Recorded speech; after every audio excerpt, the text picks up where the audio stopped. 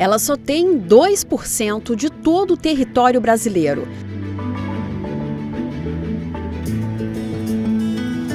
Mesmo assim, Santa Catarina é gigante quando o assunto é produção industrial. No Brasil, no mês de junho, a alta neste segmento em relação ao mês de maio foi de 13,1%. Mas Santa Catarina aparece bem acima desta média. Está entre os 5 estados com os melhores índices registrados, um crescimento de 16,8%. Na exportação, estamos em 8º lugar no ranking do país. Em 2017, foram 8,51 bilhões de dólares movimentados, 12% a mais que em 2016. A carne de aves ocupa a primeira colocação, seguida pela soja e pela carne suína, que sozinha representa 40,5% de todo o produto exportado pelo país. E para levar toda essa carga de um lado para o outro, a principal via de escoamento no estado é a rodovia, modal que representa 68,7% de toda a matriz de Santa Catarina. Ou seja, somos praticamente dependentes de um só modal. Para se ter uma ideia, os transportes aquaviário e ferroviário não representam nem 20% cada um. Aí mesmo com o estado sendo referência em produção, ficamos sem alternativas para um transporte mais rápido, seguro e até mesmo mais barato para toda essa carga. É o modal rodoviário que foi idealizado por Juscelino Kubitschek no final dos anos 50. Ele pegou o ritmo no Brasil, nós estávamos implantando fábricas no Brasil de caminhões, então houve um grande aceleramento com rodovias, houve o abandono até de outros modais, por isso nós precisamos recuperar isso e fazer um mix, uma mistura, como os outros países fazem, né? Rodoviário, ferroviário e marítimo. E esse não é o único problema. Paralisações como a greve dos caminhoneiros em maio deste ano fizeram o país refletir sobre a dependência do transporte rodoviário. Os prejuízos a longo prazo são bilionários e quem vai pagar essa conta somos nós. Só no mês de maio a nossa receita foi de 130 milhões a menos do que planejado. Foi o final do mês, aqueles últimos 10 dias, que ninguém pagou mais nada. Então, é uma situação que merece bastante atenção e preocupação. Mas, como nós somos brasileiros e principalmente somos catarinenses, nós nos recuperamos sempre. Vamos nos recuperar de novo. Que a indústria de Santa Catarina depende das rodovias, isso é fato. Mas e quando aliamos isto à falta de investimentos nas estradas? Para se ter uma ideia, somente aqui, no trecho sul da BR-101, seriam necessários mais de 140 milhões de reais em obras de conservação e manutenção na via, que já está duplicada. Competitividade, essa é a palavra-chave. Mas sem a infraestrutura de portos, aeroportos, rodovias e ferrovias, um gargalo logístico crônico surge e abre espaço para perdas significativas na economia. A integração entre os modais é a forma que os especialistas afirmam ser a solução. Um poderia completar o outro, a ferrovia fazer esses tiros longos, né, e o caminhão fazer a coleta e a distribuição das cargas que a ferrovia pega e faz essa distribuição. Logicamente que não tem como competir com o modal hidroviário, né, ou naval, né. Esse realmente é o mais barato e ele cobre distâncias continentais, né, ou grandes volumes em rios, como nós temos aqui no país. Entre os 10 maiores portos do Brasil, apenas 2 no sul do país possuem ferrovias, Paranaguá e Rio Grande. Na lista, Santa Catarina aparece com 2 instalações portuárias, Itajaí e Itapoá, mas nenhuma delas contam com o modal. Realidade diferente de países como a Rússia, a China, os Estados Unidos e a Alemanha, onde o trem é a mola propulsora do desenvolvimento. No sul do estado, Imbituba não está entre os 10 maiores do país, mas é um exemplo a ser seguido. Muitas cargas que chegam por aqui vêm nesses contêineres gigantes. cada um com capacidade para carregar até 32 toneladas de produtos. Os principais por aqui são os pisos e cerâmicas, os materiais de construção e os plásticos. A retomada do modal no porto ocorreu em 2013 e de lá para cá os números provam que a parceria tem dado certo. Um aumento de 140% no número de contêineres que chegam por meio dos trilhos. Hoje a carga de cabotagem representa 30% da movimentação de contêineres aqui do porto, que está vindo pelo modal ferroviário. Isso é importante porque tira caminhões da estrada, você consegue estabelecer novas conexões de logística. Isso é importante para a região, mesmo porque a nossa malha, sendo pequena, em torno de 165 quilômetros, ela apresenta condições diferentes de operação.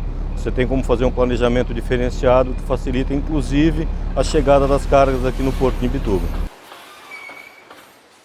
O estado possui hoje 1.365 quilômetros de ferrovias. Parece muito, mas não é. As ferrovias litorânea, da Integração e a Norte-Sul, essenciais para Santa Catarina, nem sequer saíram do papel.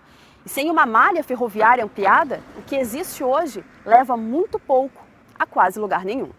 Nós temos um litoral com 4 portos interessantíssimos, né? E infelizmente tem um atendimento ferrovia praticamente uma só, que é o de São Francisco, né? E o nosso aqui como sendo isolado. Então, uma malha ferroviária unindo esses portos ao interior seria muito interessante para o crescimento econômico do estado, né? Porque nós teríamos como trazer essas cargas e, logicamente, entregar as cargas vindas de fora, tanto importação como cabotagem. Além da falta de investimentos, entraves entre os próprios órgãos públicos dificultam o andamento das obras. A repórter Maria Júlia Goulart conta pra gente como estão os projetos das ferrovias da Integração e da Litorânea aqui no estado. O projeto da Ferrovia Litorânea, que tem seu traçado original saindo do porto de Imbituba, indo até Araquari, no norte do estado, está parado.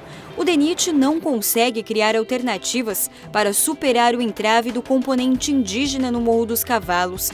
De acordo com a FUNAI, o trem causaria impacto na vida dos índios que moram na reserva.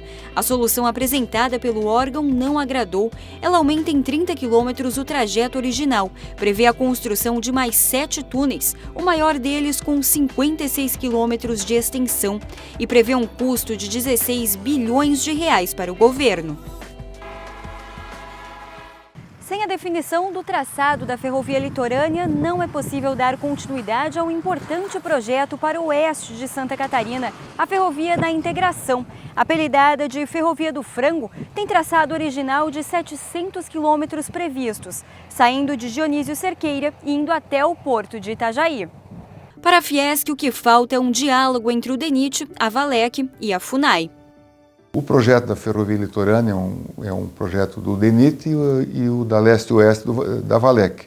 Então são 2 órgãos projetando ferrovias. No nosso entendimento, bastaria um órgão só e o mais indicado seria exatamente o DENIT para fazer o projeto tanto da Litorânea quanto da Ferrovia Leste-Oeste.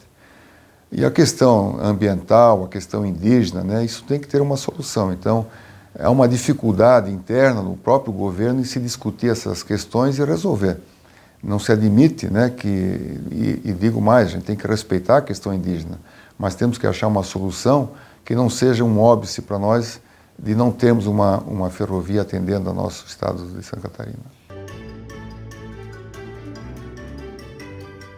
Enquanto isso, essa cooperativa de arroz carrega diariamente 25 toneladas do produto, que tem como principal destino o nordeste do país. O arroz vai por navio, a chamada cabotagem, mas mesmo estando a 40 quilômetros do porto de Imbituba, o produto chega de caminhão em Navegantes. É que no sul do estado não há linhas suficientes para atender a demanda da produção. Aí a gente se obriga a fazer muitas vezes por Navegantes, às vezes por Corupá, até mesmo Itajaí, tendo um transporte curto, né, porta a porto, que a gente chama, um pouco mais caro, mas pelas linhas regulares, pela escala que eles têm, o transporte marítimo é mais barato de Navegantes, por exemplo, a Recife, a Suape. em Imbituba os transportes são mais caros. Então é preciso ganhar escala, aumentar o volume de contêineres enviados, vamos dizer, por Imbituba, para que se tenha linhas mais regulares, visitando todos os portos do Nordeste e o preço se tornando também um pouco mais competitivo.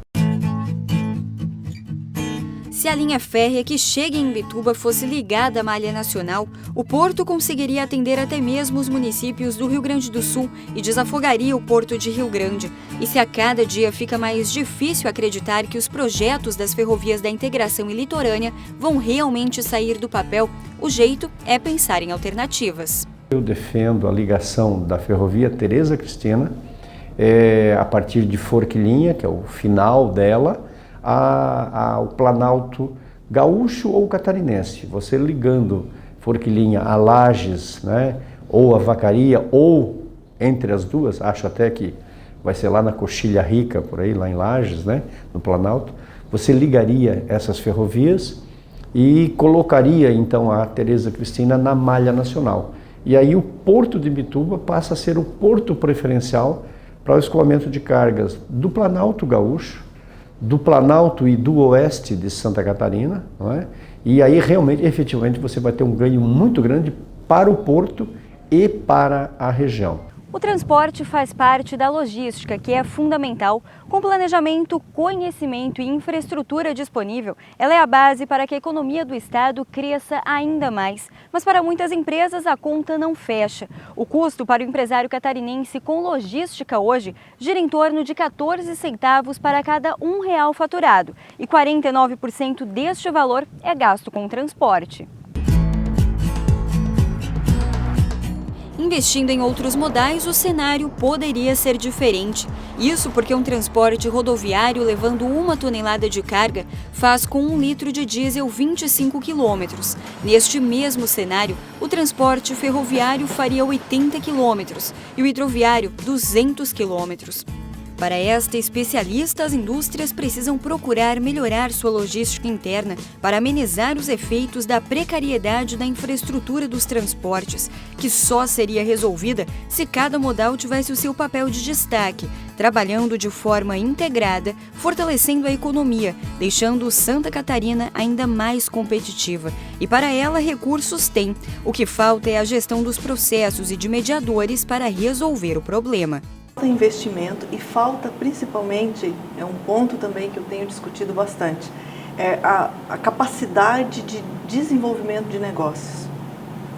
E isso não é feito somente pelo poder público e não é somente pela iniciativa privada.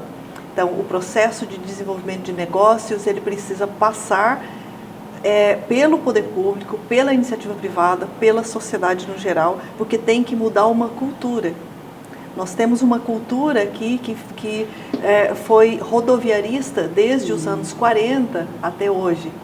E a ferrovia ficou de lado. E essa impossibilidade de intermodalidade também ficou de lado. E quando a gente tenta pensar esses sistemas em conjunto, nós não conseguimos adequar esses processos, porque falta a inteligência logística para conectar esses modais.